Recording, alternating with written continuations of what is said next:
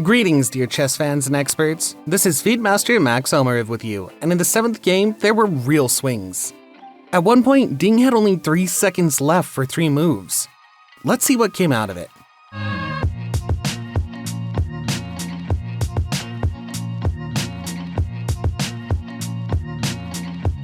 The swings were incredible, with one player striking and then the other retaliating. And today, after a defeat in the previous round at a day off, Nepomniachtchi enters the game with the white pieces. And he starts with the move e2 pawn to e4, a quite standard decision.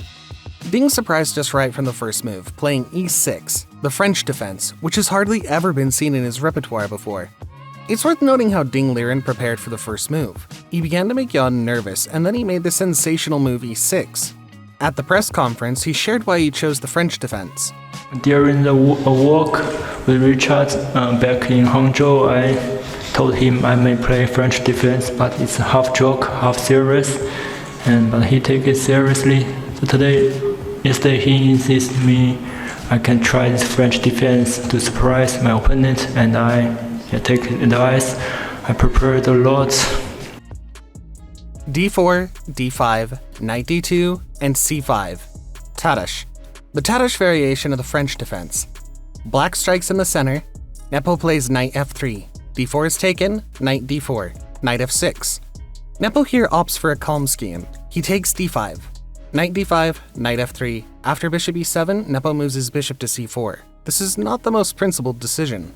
After all, bishop d3, looking towards the enemy king, looks more ambitious. Also, the c-pawn does not get blocked. It can eject the knight with the move c4 when necessary. Jan plays bishop c4, and after knight c6, he decides to choose a position with a slight strategic advantage with a better pawn structure. He could have castled, but he decided to exchange on c6 to worsen the pawn's situation. And now we have short castling. Castling, queen e2, bishop to b7. And here's what I've been talking about.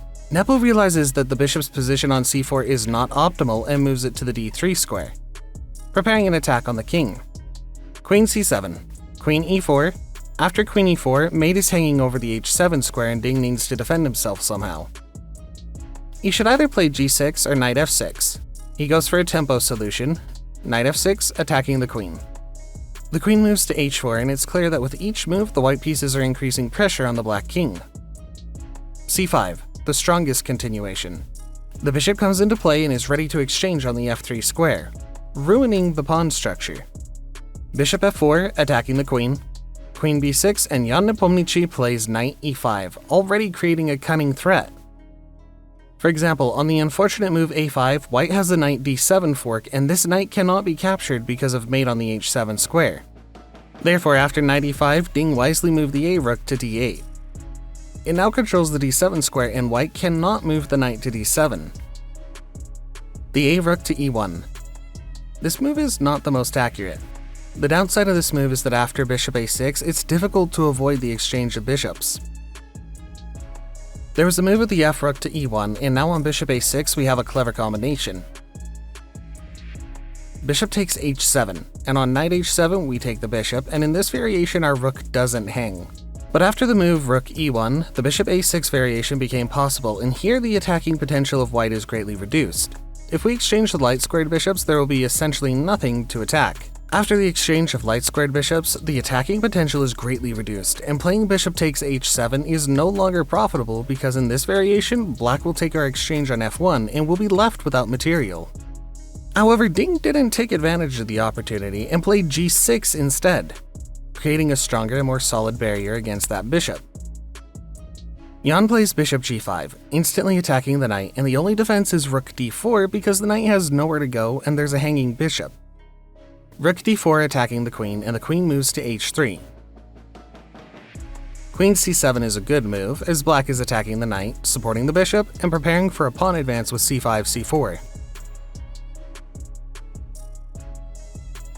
That's why Nepo plays b3, to keep the pawn in its place. Knight h5 offers a trade of everything all at once.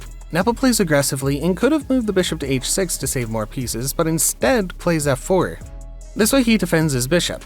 Perhaps he was counting on bishop takes g5, fg, knight to f4, which results in a very interesting position, queen h6. If d3 is taken, cd, then white has a very intimidating attack. Somewhere rook e3, h3 is already threatening. How to defend that? The rook on the f-file cannot move anywhere because rook takes f7 will follow. And if black does nothing, white will simply checkmate them. Rook to h3 and checkmate on h7. Therefore Ding was afraid to go for this variation. If black doesn't take on d3, then they have a pretty interesting counter resource, which is c4. Maybe he didn't see it from afar. If the pawn is captured, then queen c5 creates an unpleasant attack. A rook discovery threatens along with a discovered check. Also on king h1, there's always bishop takes g2, so Ding didn't see the c4 resource from afar and therefore played bishop d6. But in fact, it's an excellent move. Black is ready to sacrifice the exchange to get dangerous compensation in the form of two powerful bishops. Nepo plays c3, attacking the rook. So, what's next? If rook d5 is played, then there will be troubles with this rook. White can just play bishop e4 and we keep moving away the rook. On rook d2, there's either bishop e7 or knight c4, attacking the rook and the bishop. If the a2 pawn is captured, then we take this bishop, go like this, and have an extra bishop. Therefore, after c3, he's already forced to sacrifice the exchange. Knight takes f4 is played by Ding Liren. His response was instant. Bishop f4, rook takes f4, Ding takes that bishop, captured. Bishop takes e5, and we have this position. Black sacrificed the exchange, but he has two bishops and a pawn, which in my opinion is a sufficient equivalent for the sacrificial material. Rook h4. Jan plays very ambitiously, but it may be a bit risky. Rook f2 would have been more solid, and the rooks would have been more coordinated in that position. After rook h4, he starts attacking with his remaining forces. Almost nothing is left, but he throws everything into the front line. The h7 pawn is hanging, but Ding doesn't care. Rook d8. The pawn can't be taken because of rook takes d3, diverting the queen, which is overloaded. Two bishops for a rook is an absolutely one position. Therefore, after rook d8, Nepo plays bishop e4, moving the bishop away. And here it was still worth preserving this well-known advantage of two bishops. The bishops in tandem create a synergy effect. They're more powerful. He could have played bishop a6, waited a bit, but Ding immediately exchanges. Rook e4, attacking the bishop. Rook d5, Ding Liren defends this bishop. c4 won't do anything because of bishop c4 check, so Jan plays rook h4, attacking the pawn again. This move is not very careful. He would have been better off playing king h1, planning to regroup his forces. King h1 is the most sensible move in my opinion, after which we want to play rook f1, queen f3, and move the h-pawn forward as a battering ram. Black still has good compensation for the pawn. The d-file is at their disposal, a strong bishop, and an extra pawn. Nepo plays rook h4. His desire for revenge instills some kind of demon in him, and he can't stop. Queen d6, queen e3. The move rook h4 also had another benefit. The h2 pawn is protected and now the queen can retreat from its defense. h5, g3, blocking the bishop.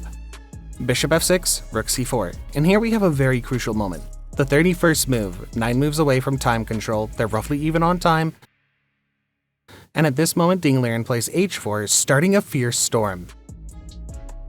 Nepo instantly takes this pawn and something unimaginable happens here. From the remaining 5 minutes and 40 seconds, Ding spends a whopping 5 minutes on the bad move rook d2. It would have been stronger to play bishop e5, attacking the h2 pawn, and here black has a good compensation.